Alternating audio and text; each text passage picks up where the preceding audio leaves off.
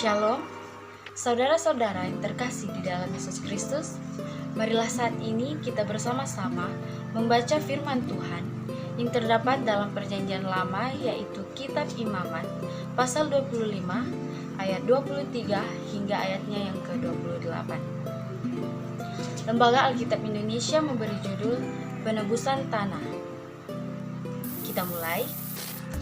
Tanah jangan dijual mutlak, karena akulah pemilik tanah itu, sedang kamu adalah orang asing dan pendatang bagiku. Di seluruh tanah milikmu, haruslah kamu memberi hak menebus tanah. Apabila saudaramu jatuh miskin, sehingga harus menjual sebagian dari miliknya, maka seorang kaumnya yang berhak menebus, yakni kaumnya yang terdekat, harus datang dan menebus yang telah dijual saudaranya itu. Apabila seseorang tidak mempunyai penebus, tetapi kemudian ia mampu, sehingga didapatnya yang perlu untuk menebus miliknya itu, maka ia harus memasukkan tahun-tahun sesudah penjualannya itu dalam perhitungan, dan kelebihannya haruslah dikembalikannya kepada orang yang membeli daripadanya, supaya ia boleh pulang ke tanah miliknya. Tetapi jikalau ia tidak mampu untuk mengembalikannya kepadanya, maka yang telah dijualnya itu tetap di tangan orang yang membelinya sampai kepada tahun Yobel. Dalam tahun Yobel, tanah itu akan bebas dan orang itu boleh pulang ke tanah miliknya. Demikian firman Tuhan yang telah kita baca bersama-sama. Yang disebut berbahagia ialah kita yang membaca, mendengar, serta melakukan firman Tuhan dalam kehidupan kita. Amin. Saudara-saudara yang terkasih di dalam Yesus Kristus, semakin hari tanah semakin naik harganya. Semakin banyak pula orang yang punya niat untuk memiliki banyak tanah. Nah, ada ungkapan orang seperti ini.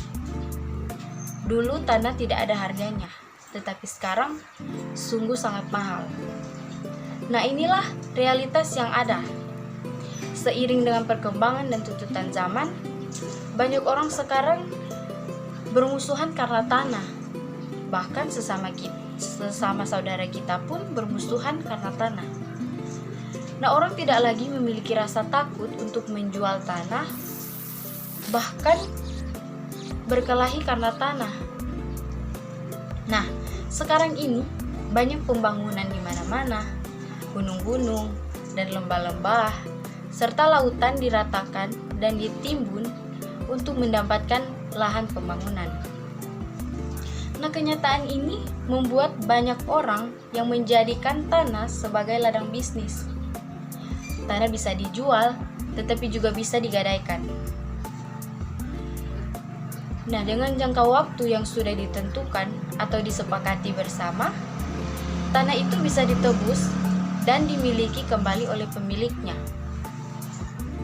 Nah, dari hal ini kita diajak untuk melihat bagaimana kita seharusnya bertindak dan dalam mengolah tanah milik Tuhan serta menyelamatkan sesama kita yang membutuhkan. Nah, saudara-saudara yang terkasih di dalam Yesus Kristus, dalam pembacaan kita saat ini, yaitu dalam Imamat pasal 25 ayatnya yang ke-23 hingga ayatnya yang ke-28 ini menjelaskan tentang pengembalian tanah yang tergadaikan karena hutang di tahun Yobel. Nah, tahun Yobel merupakan tahun yang memberikan permulaan baru bagi mereka yang miskin ataupun mengalami kesulitan materi. Nah, mereka yang terpaksa harus menjual ladang-ladang atau tanah mereka akan menerimanya kembali dan menjadi bebas. Karena tanah semata-mata adalah milik Allah dan tanah jangan dijual mutlak. Nah, itu bisa kita baca dalam ayat yang ke-23. Nah, Allah mengatakan kepada orang Israel bahwa mereka bukan pemilik sesungguhnya dari tanah yang diberikan Allah.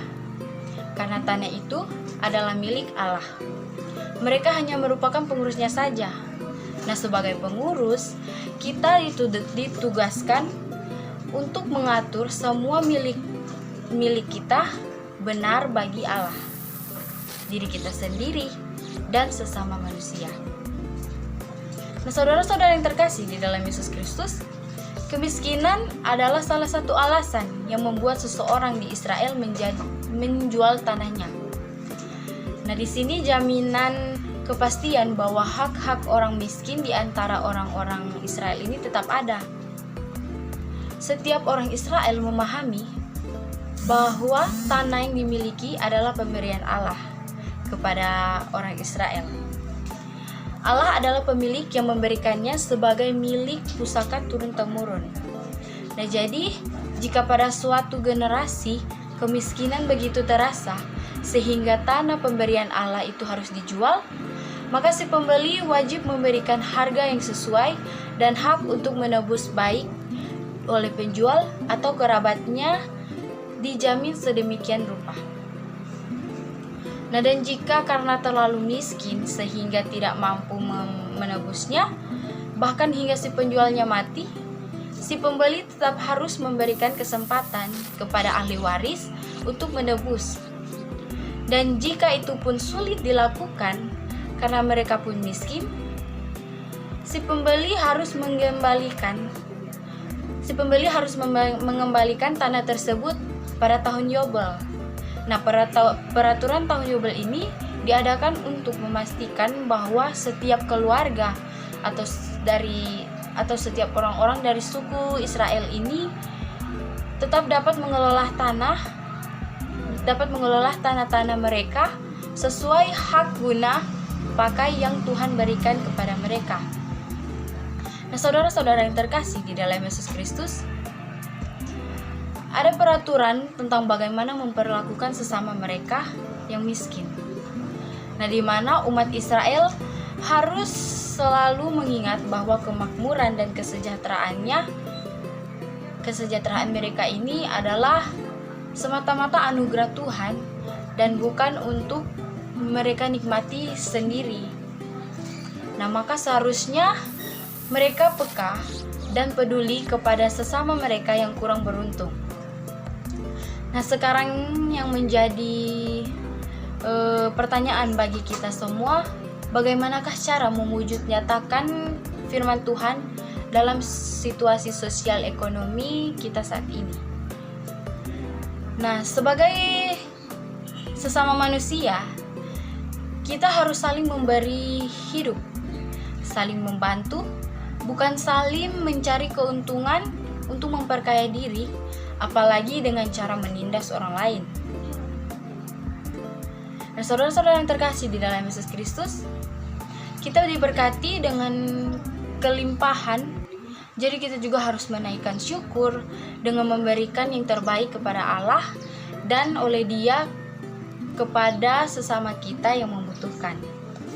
Nah, jadi kita hanya memberi, dan jangan kita hanya memberi sekedar sedekah atau terlibat dalam aksi-aksi sosial, tetapi mari kita upayakan berbagai modal dan kesempatan yang dapat membangun sesama kita untuk menuju kesejahteraannya sendiri daripada hanya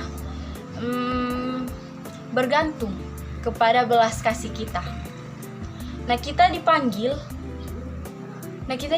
untuk saling menolong dan menjadi berkat bagi sesama kita. Tentu saja dengan hati yang tulus dan tidak ada kepentingan yang terselubung di dalamnya, melainkan membuat orang lain itu merasa terbantu dengan pertolongan yang kita lakukan. Sebab apa yang kita terima dari Tuhan tidak semua dapat kita nikmati sendiri, tetapi harus kita membagi berkat untuk orang lain. Nah, karena itu kita ini harus peka dengan keadaan atau lingkungan yang ada di sekitar kita dan kepada sesama kita. Nah, jika kita mampu menolong atau kita mampu membantu orang yang membutuhkannya, membutuhkan pertolongan kita. Nah, kemudian tidak dilakukan sama saja dengan kita mengambil atau mencuri hak orang lain.